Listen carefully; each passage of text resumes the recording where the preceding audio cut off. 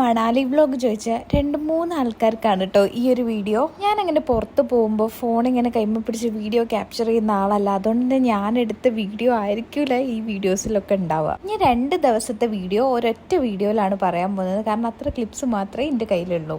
8-ാം തീയതി നൈറ്റൊക്കെ ആയപ്പോൾ നമ്മൾ ഡൽഹിയിൽ എത്തിയിട്ടുണ്ടായിരുന്നു. പിന്നെ നമ്മൾ ഊബർ എടുത്ത് റൂമിലേക്ക് പോയി. റൂമിലെത്തിയ പാടെ എല്ലാവരും കിടന്നുറങ്ങിണ്ടായി. പിന്നെ പിറ്റേ ദിവസം ഏർലി മോർണിംഗ് ആയപ്പോൾ ഞാൻ അവിടുത്തെ ബിൽഡിംഗ് ഭംഗിയൊക്കെ ഒന്ന് ആസ്വദിച്ചു. രാവിലെ തന്നെ റെഡി ആയിട്ട് നമ്മൾ യമുനാഘട്ടിലേക്കാണ് കേട്ടോ പോയിണ്ടായിരുന്നത്. അത്യാവശ്യം നല്ല തണുപ്പുണ്ടായിരുന്നു. ഈ വീഡിയോയിൽ കാണുന്ന ഭംഗിയൊന്നല്ല യമുനാഘട്ടിനുള്ളത്. നല്ല ബ്ലാക്ക് കളറിൽ വെള്ളം, അടിപൊളി സ്മെല്ലും കുറേ വേസ്റ്റും.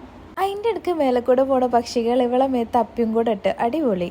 ഈ കണ്ട സാഹസത്തിൻ്റെ ഒക്കെ അപ്പുറം ഞങ്ങൾ നേരെ ബ്രേക്ക്ഫാസ്റ്റ് കഴിക്കാനായിരുന്നു പോയിട്ടുണ്ടായിരുന്നത്. നമ്മൾ ബ്രേക്ക്ഫാസ്റ്റ് കഴിക്കാനായിട്ട് ജുമാ മസ്ജിദിൻ്റെ അടുത്താണ് വന്നത്. ഇത് ചന്ന ബട്ടൂരി ആണെന്നാണ് തോന്നുന്നത്. പക്ഷെ നമ്മൾ ജുമാ മസ്ജിദിലൊന്നും കയറിയിട്ടുണ്ടായിരുന്നില്ല, കാരണം അത് ഓപ്പൺ ആയിരുന്നില്ല.